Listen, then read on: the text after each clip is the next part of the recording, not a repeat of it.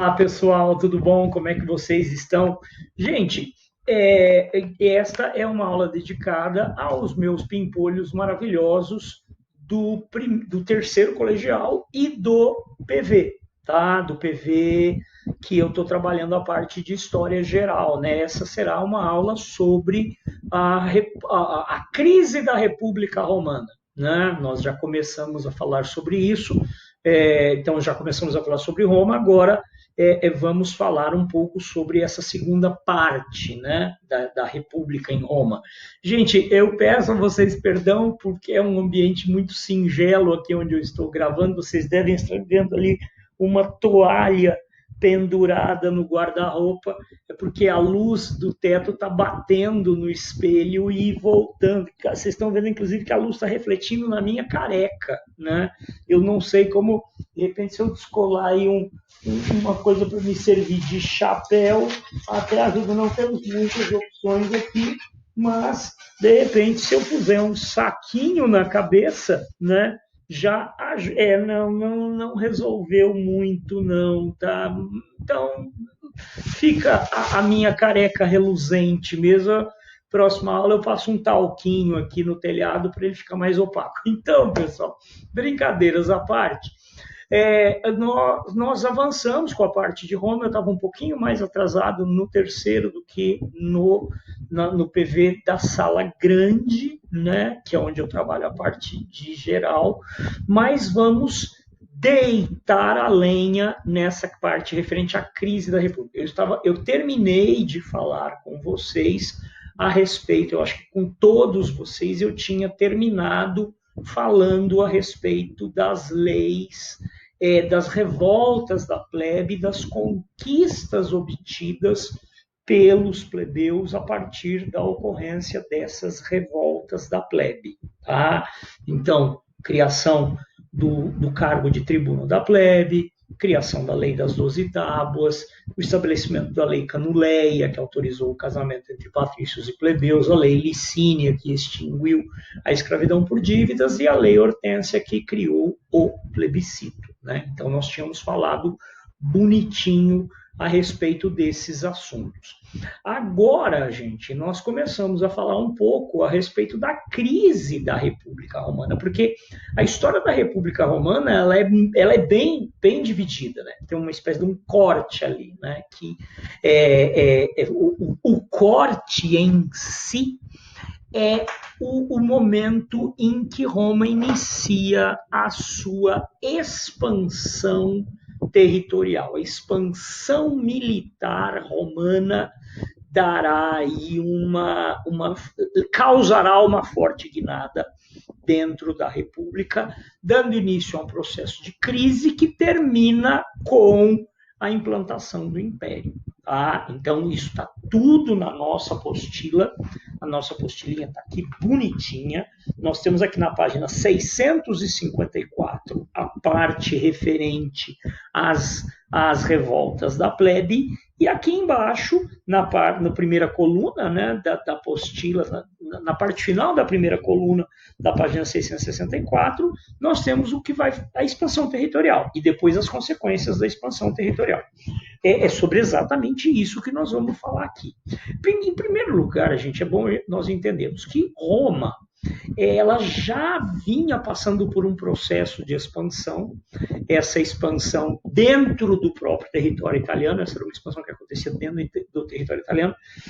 Então, ao longo de mais ou menos 200 anos após a proclamação da República, ao longo de aproximadamente 200 anos, Roma conquistou praticamente todo o território italiano. Né? Então, Roma se estabeleceu, primeiro conquista a região toda do Lácio, depois se espalha pelo resto da Itália, no vácuo da decadência do Império Etrusco, até que os romanos conquistam o sul da Itália, onde você tinha um grande número de cidades gregas.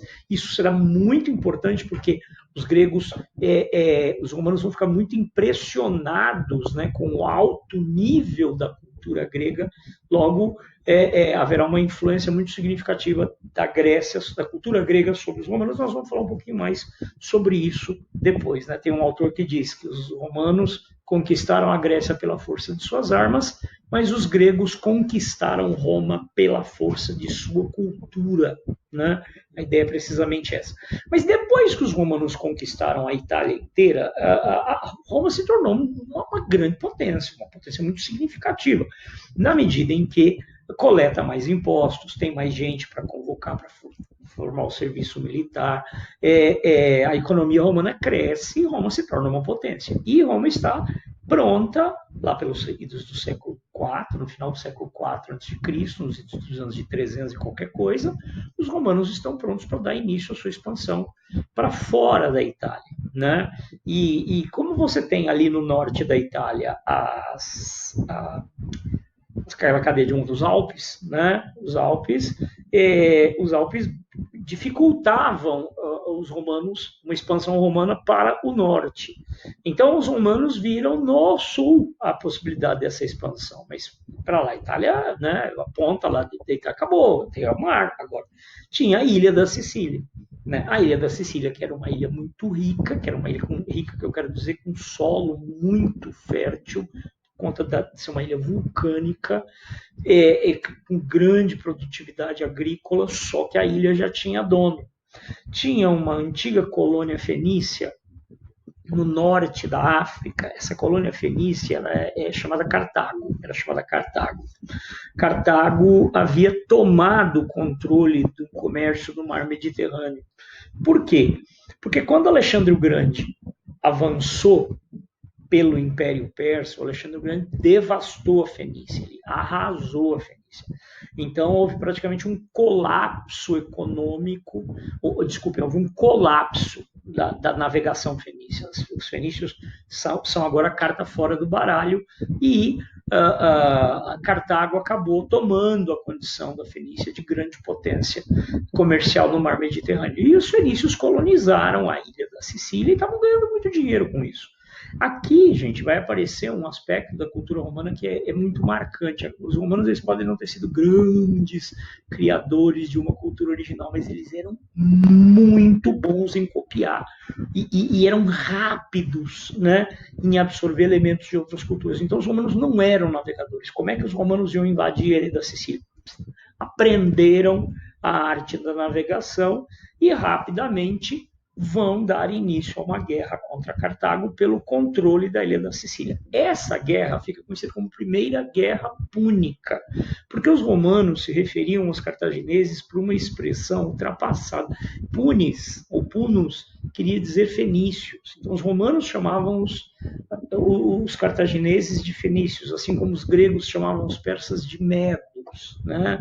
Então, a Primeira Guerra Púnica, onde os romanos vão derrotar Cartago e vão conquistar a ilha da Sicília para si. Para vencer Cartago, os romanos tiveram que aprender a navegar. Ponto. E ao aprenderem a navegar, os romanos descobriram as delícias do lucro do comércio, né? Do lucro do comércio marítimo. Portanto, os romanos vão... Eu costumo dizer que a Primeira Guerra Púnica o primeiro confronto entre romanos e cartagineses se dá pelo controle de uma ilha. Mas essa guerra vai gerar muito mais rivalidade do que resolver problemas, porque agora os romanos querem tomar de Cartago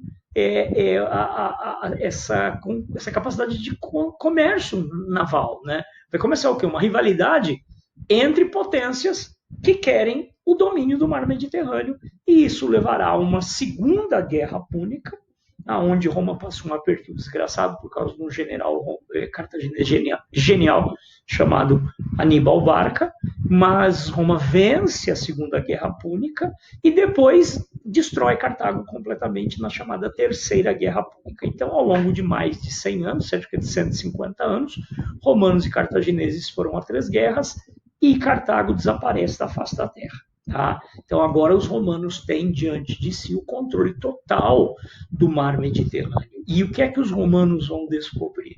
Que ao seu redor você tem o quê? Inúmeros estados muito ricos, mas militarmente frágeis. Enquanto o exército romano havia se aprimorado extremamente ao longo das guerras púnicas, Roma havia se transformado numa potência militar. Os romanos haviam copiado o modelo grego de guerra através do sistema de falanges.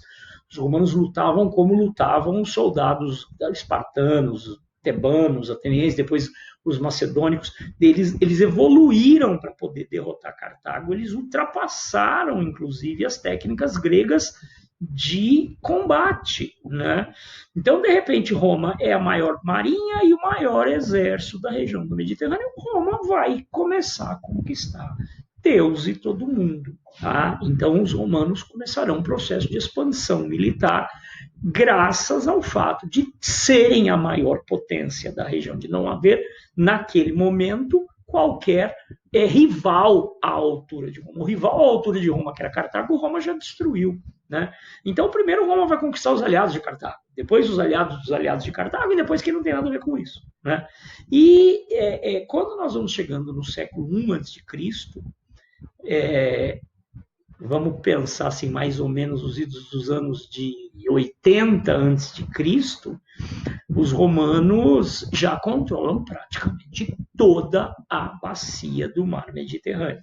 E isso trará aos romanos grandes transformações. Isso vai mudar Roma. Grandes transformações irão ocorrer dentro de Roma por conta desse sucesso que foi a expansão militar. Em primeiro lugar, Roma vai enriquecer demais. Roma vai enriquecer ao extremo, graças à incorporação de novos territórios, graças à absorção de riquezas de outros povos. Tá? Então, o Estado romano enriquece ao extremo.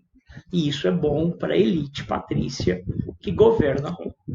Em segundo lugar, nós vamos observar o aparecimento de um setor novo, uma categoria nova dentro da sociedade romana, que são os chamados, o nome é muito engraçado, né? Porque são homens novos, né? Porque não existia uma classe de comerciantes muito ricos, uma classe social inteiramente nova, formada por comerciantes enriquecidos, que são, em geral, plebeus que foram para a guerra e acabaram, de uma forma ou de outra, se envolvendo com o comércio e enriqueceram isso. Não é um número imenso de plebeus, mas você vai ter aí uma camada, a partir de agora, muito sólida, muito forte, muito rica, só que ela não tem direito político, porque o direito político é a exclusividade do patrício. Né? Então, esses homens novos também serão chamados de cavaleiros, porque os comerciantes lá na origem acompanhavam as tropas do exército a cavalo, propondo trocas com os soldados. Na medida em que saqueavam as cidades, esses comerciantes faziam girar as mercadorias. Então, eles sempre acompanhavam o exército a cavalo. Né? Daí o nome cavaleiros. Então, é uma classe social inteiramente nova que pressiona por direitos políticos. Então, nós vamos começar a ter uma briga que lembra um pouco Atenas, na medida em que a classe de comerciantes se expandiu, que vai lembrar o quê? A crise da Idade Média, nós temos uma burguesia querendo maior participação política. Né? Então, a economia se transforma, a estrutura política começa a ser contestada. Agora, em Roma, o problema ainda é mais grave. Por que vai ser gerada uma crise tão séria? Porque a escravidão na antiguidade é muito diferente da escravidão do Brasil colônia, por exemplo. Isso já foi questão de vestibular. Qual que é as grandes diferenças, né? Da escravidão na antiguidade para a escravidão no Brasil colônia? Primeiro que a escravidão no Brasil colônia era monoétnica, e a escravidão na antiguidade era multiétnica. A escravidão no Brasil colônia era fruto de uma estrutura de tráfico internacional. A escravidão na antiguidade era fruto de guerra. Os escravos eram, em geral, prisioneiros de guerra, ou populações punidas, populações submetidas, que se rebelavam e eram punidas e parcela dessa população era escravizada para mostrar, não se rebelem mais, mas em resumo, a escravidão andava de mãos dadas com o imperialismo. Então, na medida em que Roma se transforma numa potência imperialista, milhões de escravos acabaram sendo levados para dentro de Roma. Tá? E esses escravos vão tomar o emprego da plebe.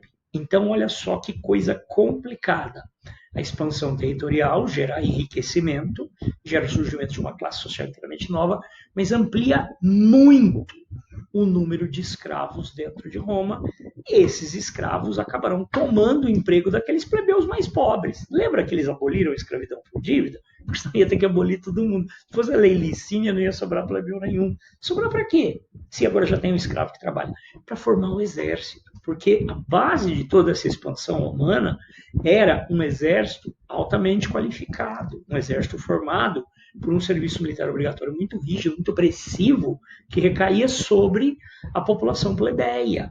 Tá? Então, tá, beleza, dane-se o plebeu, viva o escravo, olha que maravilha. Só que como eu vou lidar com a decadência financeira, física, dessa plebe, se é ela que compõe o exército? Então é como o cara que toma medicação para melhorar uma doença cardíaca e dá um efeito negativo no rim do sujeito, né? A escravidão ó, que maravilha, né, para a economia, mas por outro lado vai ter consequências graves dentro do exército. Então, o que você vai começar a observar? Na medida em que a sociedade e a economia humana se transformam, você começa a ter problemas inteiramente novos, para os quais não existiam soluções prontas. Os romanos tiveram que aprender a lidar com isso. E dois romanos, que acabaram ficando muito famosos, inclusive, serão os primeiros a tocar nessa ferida, que são os irmãos Graco. Tibério e Caio Graco. Eu não vou me alongar sobre isso, vamos bater só no que é fundamental, porque eles eram tribunos da plebe. Eles têm uma história de vida muito legal, que o pai deles era patrício por casamento, fruto da lei Canuleia, né? O pai dele era um plebeu enriquecido, que se casou com uma mulher patrícia, virou patrício. Então, eles eram patrícios, mas eles tinham uma parte da família que não estava incluída na festa, né? Tinha uma parte pobre da família que não havia sido beneficiada. Então eles se dividiram, né? Eles conheciam o lado rico e o lado pobre. Então eles estavam capacitados a avaliar as consequências negativas de todo esse processo para a plebe. Por isso que os irmãos Graco vão se dedicar politicamente a tentar solucionar esse problema. E qual vai ser a proposta? Em primeiro lugar, assim, o Tibério foi eleito tribuno, daí a sua capacidade de propor a criação de leis, a criação da chamada lei frumentária. Frumentária, tá? F-R-U-M-E-N-T-A-R-I-A, lei frumentária. Essa lei, gente, ela é muito importante, porque ela vai obrigar o Estado romano a dar ao plebeu trigo, vender à plebe trigo subsidiado. Lembra que é subsídio, não subsídio. Lembra que não é subsolo. Quando alguém fala subsídio, eu tenho vontade de me enterrar no subsolo, né? Lembra? É o mesmo princípio, então é subsídio.